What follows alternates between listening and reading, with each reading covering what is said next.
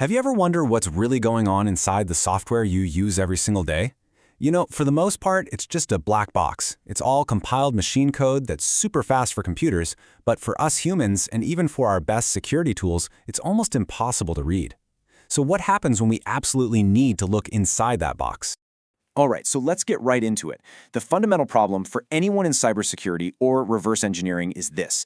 You've got the final program, the executable, but you don't have the original blueprint, the source code. It's kind of like having a car that runs perfectly, but you have no keys and no idea what's under the hood. So how do you start figuring it out? Well, the answer is this really cool piece of tech called a binary lifter. The best way to think about it is like a universal translator for software. It takes that super dense, low-level machine code and it lifts it into a higher-level language called an intermediate representation, or IR. Now, this is the important part. This IR is a language that all sorts of powerful analysis tools, like the ones in the LLVM compiler framework, can actually understand. It's literally the key that unlocks that black box. So how does this whole magic trick actually work? Well, first, it basically just swallows the program file whole. Then the real heavy lifting begins, as it starts to reverse engineer all that machine code. But the real aha moment is in step 3, where it translates those instructions into that intermediate representation. And finally, it tries to polish and clean up that new code to make it as useful as possible. Okay, so problem solved. We've got our translator, we can peek inside any program we want, we can finally analyze anything, right? Well, as the research we're digging into today found out, it is not nearly that simple. There's a pretty big catch. This slide really gets to the heart of the issue. So on the left, you've got IR that comes straight from the original source code. It's clean, it's structured, it makes sense. But on the right, you've got the lifted IR. And as you can see, it's a lot messier, mainly because it has to simulate the computer's memory using this one giant global array. But here's the absolute kicker. Both of these versions produce the exact same result when you run them. They are functionally identical. And this brings us to the central question of this whole study.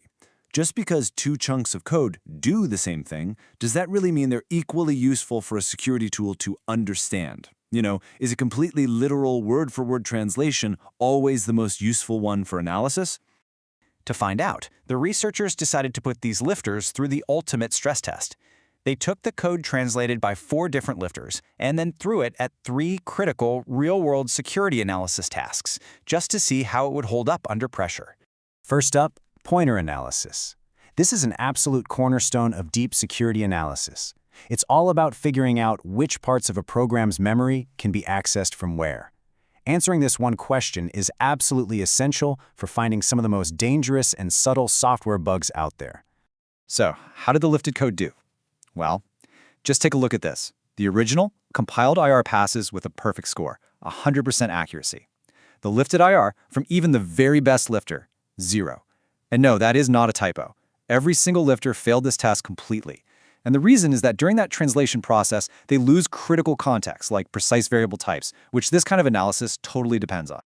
Okay, so a complete bust on the first test. Let's move on to test number 2, discriminability analysis.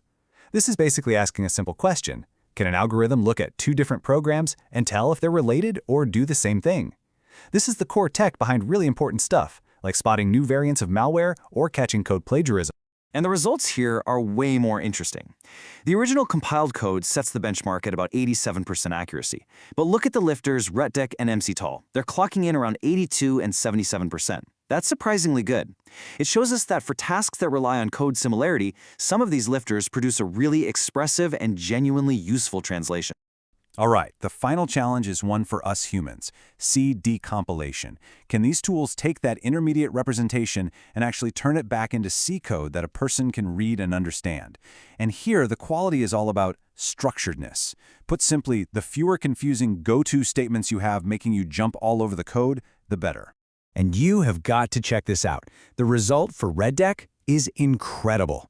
The original compiled IR gives you, on average, over 3,000 go-to statements, but the IR from RetDec, only about 1,700. So in this really surprising twist, the lifter produced code that was actually more structured and easier to read than the compiler's own original version. And here's what that looks like in the real world.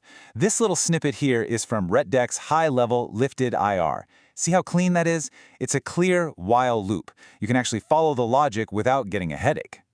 Now, compare that to this. This is a snippet from one of those more literal emulation-style lifters. It is a total mess of go-to statements, just bouncing you all over the place. Functionally, yeah, it does the same thing, but for a human being trying to understand what's going on, it's a nightmare. The difference in clarity is just night and day. So, after these 3 intense stress tests, what's the verdict?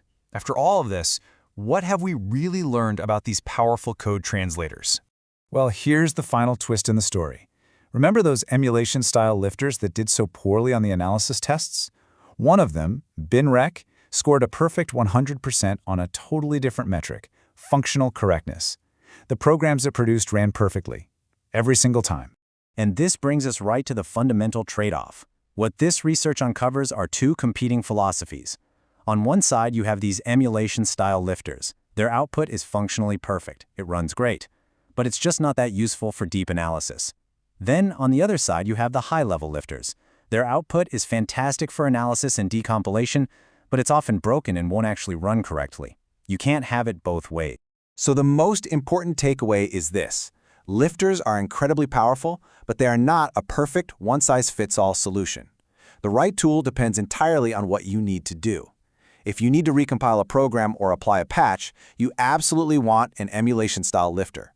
But if you're doing similarity analysis or you want code a human can read, a high-level lifter is your best bet. And for now, that deep, rigorous static analysis on lifted code, that pretty much remains an unsolved problem. And this leaves us with a really fascinating final thought. As we keep trying to bridge this massive gap between machine language and human-readable code, we have to ask ourselves, which is more important? A perfect, literal translation that's functionally correct but nearly impossible to understand, or a more poetic, expressive translation that really captures the spirit of the code, even if it's not perfectly executable? As this research shows us so clearly, the answer isn't simple, and it depends entirely on what you're trying to achieve.